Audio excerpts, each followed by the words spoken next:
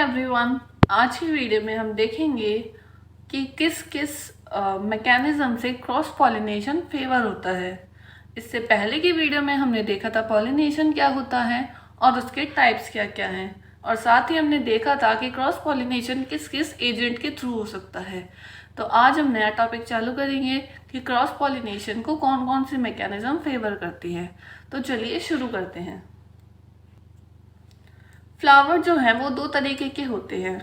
एक होता है यूनिसेक्सुअल फ्लावर और एक होता है बाइसेक्सुअल फ्लावर। यूनिसेक्सुअल फ्लावर वो होता है जिसमें एक टाइप का ही रिप्रोडक्टिव ऑर्गन हो, जैसे कि या तो वो केवल मेल फ्लावर हो या वो केवल फीमेल फ्लावर हो।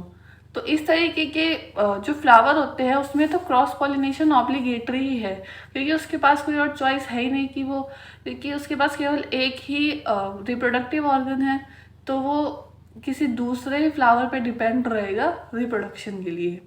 जबकि बाइसेक्सुअल फ्लावर जिसमें कि मेल और फीमेल पार्ट दोनों ही एक ही फ्लावर में होते हैं, उसमें क्रॉस पॉलिनेशन को प्रिवेंट किया जाता है।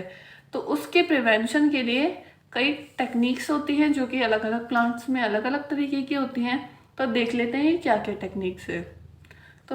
तो सबसे पहले है सेल्फ स्टेरिलिटी, मतलब कि कोई फ्लावर है उसमें मेल और फीमेल पार्ट दोनों हैं, तो वो खुद के ही मेल के साथ खुद की फीमेल को रिप्रोडक्शन करने से रोकेगा। क्योंकि अगर सेम ही मेल और सेम ही फीमेल आपस में रिप्रोडक्शन करते हैं तो उससे रिसेसिविटी बढ़ती है, होमोजाइगोसिटी बढ़ने के चांसेस होते हैं।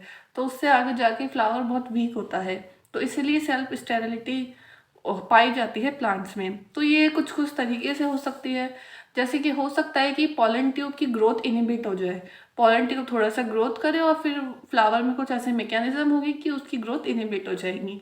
या फिर हो सकता है कि पॉलन ट्यूब जर्मिनेट ही ना हो पाए, पॉलन आ तो जाएगा खुद के स्टिग्मा पर, वो जर्मिनेट नहीं हो पाएगा, क्योंकि फ्लावर उसको रोकेगा कि वो खुद के ही स्टिग्मा पर जर्मिनेट ना कर पाए। तो इस तरीके से सेल्फ स्टेरिलिटी पाई जाती है और इसको सेल्फ इनकम्पैटिबिलिटी भी कहते हैं। और इस तरीके के फ्लावर को सेल्फ इनकम्पैटिबल कहते हैं, जो खुद के ही मेल को खुद के फीमेल पे रिप्रोडक्शन करने से रोकता है। नेक्स्ट है डाइकोगैमी। डाइकोगैमी में ये होता है कि मेल और फीमेल, ये जो दोनों सेक्स ऑर्गन होते हैं, उन दोनों का मैचुरेशन अलग अलग टाइम पर होएगा। रिप्रोडक्शन जब भी हो सकता है जब मेल और फीमेल दोनों की दोनों मेच्योर हो जाए। लेकिन अगर कोई भी इनमें से एक पहले मेच्योर होता है या बाद में मेच्योर होता है, तो वो एक दूसरे के साथ रिप्रोडक्शन करने नहीं पाएंगे, वो अनेबल होंगे एक दूसरे के साथ रिप्रोडक्शन करने में। तो हो सकता है कि पहले मेल डेवलप हो जाए या हो सकता है कि पहले फीमेल डेवलप हो जाए। अगर फ्लावर में मेल पार्ट पहले डेवलप हो जाता है तो उस टाइप की कंडीशन को कहते हैं प्रोटेंडरी कंडीशन। प्रोटो मतलब पहले और एंड्री मतलब मेल से है यहाँ पे। और अगर फीमेल पहले डेवलप हो जाती है तो उस तरीके की कंडीशन को हम कहते हैं प्रोटोगाइनी, यानी कि पहले कौन डेवलप हुआ, फीमेल पार्ट, इसलिए इसका नाम है प्रोटोगाइनी। इस तरीके से प्लांट में डाइकोगैमी पाई जाती है, यानी कि दोनों की जो मेल और फीमेल सेक्स ऑर्गन है वो अलग अलग टाइम पर मेच्योर होते हैं। पहले मेल हो सकता है या पहले फीमेल हो सकता है। मेल पहले हो तो उसको प्रोटेंडरी कहते हैं और फीमेल पहले मेच्योर होती है तो उसको प्रोटोगाइनी कहते हैं। नेक्स्ट है हमारा हर्कोगैमी। हर्कोगैमी में मेल और फीमेल सेक्स ऑर्गन की स्ट्रक्चर इस तरीके से होती है कि वो सेल्फ पॉलिनेशन को रोकते हैं। वो कुछ ना कुछ ऐसा बैरियर बना लेते हैं कि वो दोनों एक दूसरे के साथ रिप्रोडक्शन ना कर पाए। या तो हो सकता है कि स्टेमन इतनी दूर जाकर गिरे, जब उनमें वो फूटेंगे, जब उसके पॉलन एक जगह से दूसरी जगह पर जाएंगे, तो वो हो सकता है वो इतनी दूर जाए कि वो खुद के स्टिग्मा पर गिर ही ना पाए। या फिर हो सकता है उसकी जो स्टिग्मा है उसकी हाइट इतनी ज़्यादा ऊंची है उसकी फीमेल पार्ट की कि वहाँ तक पॉलन पहुँच ही ना पाए और पॉलन बहुत छोटे हैं। तो इस तरीके से इनकी स्ट्रक्चर अलग अलग हो सकती है कि पॉलन जो है स्टिग्मा पर ना पहुँच पाए, या फिर स्टिग्मा इतनी दूर पहुँच जाए कि पॉलन की हाइट छोटी हो और वो दूसरे फ्लावर पे गिरे, उस खुद के फ्लावर पे ना गिर पाए।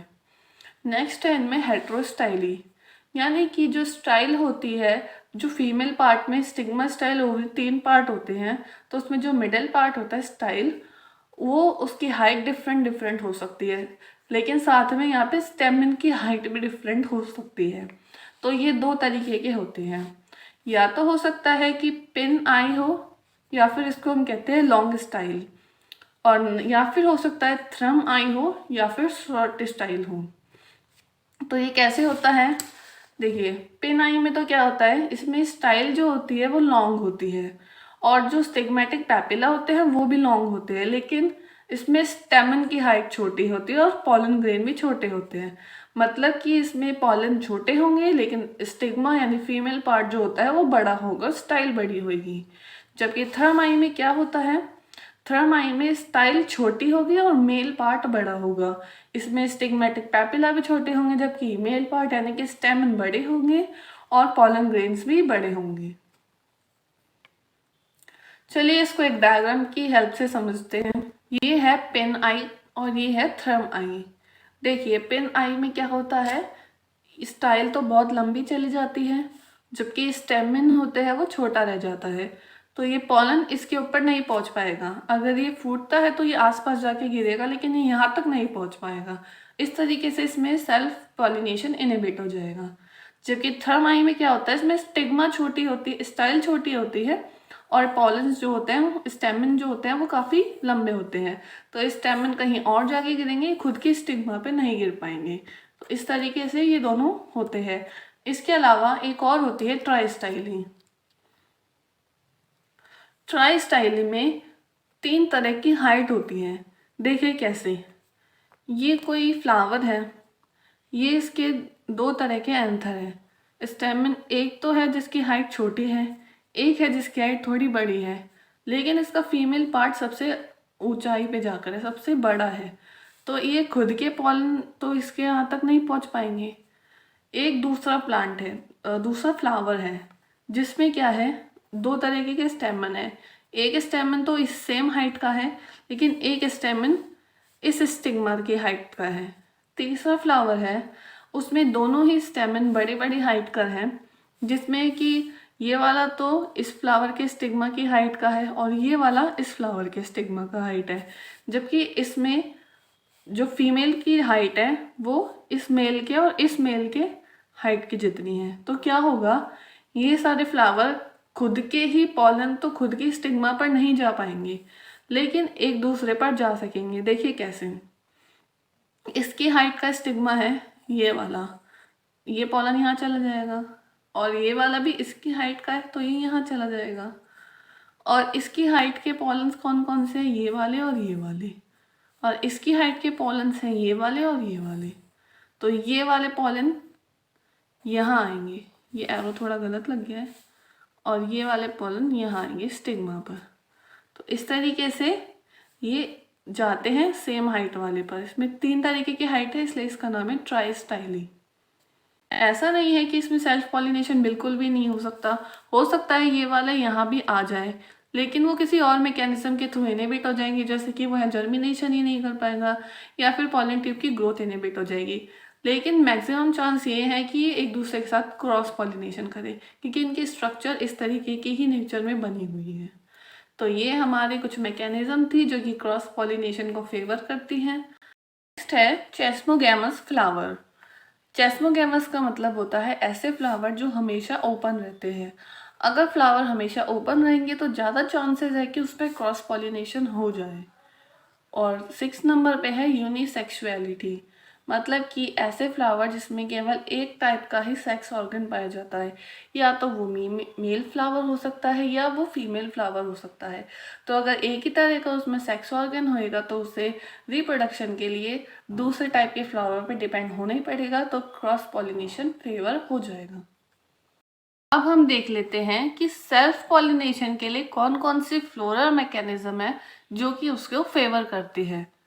तो सबसे पहले है बाइसेक्सुअल फ्लावर, यानी कि अगर हमें सेल्फ पॉलिनेशन करवाना है तो ये ज़रूरी है कि प्लांट बाइसेक्सुअल हो, फ्लावर बाइसेक्सुअल हो। अगर फ्लावर बाइसेक्सुअल नहीं होएगा तो उसमें सेल्फ पॉलिनेशन तो बिल्कुल ही नहीं पॉसिबल है।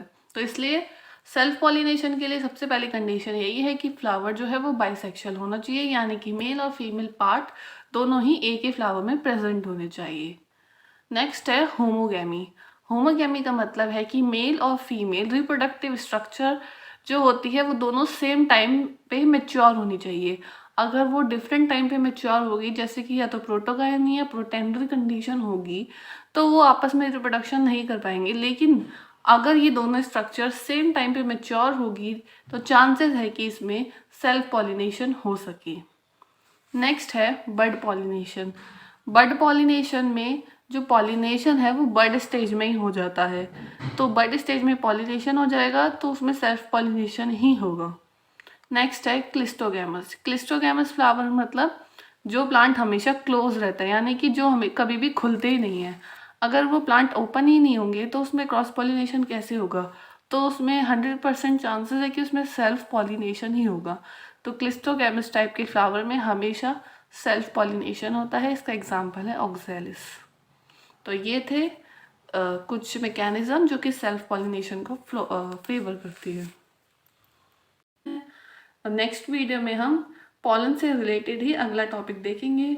अगर आपको किसी और चीज़ की वीडियो चाहिए तो आप कमेंट करके बता सकते हैं।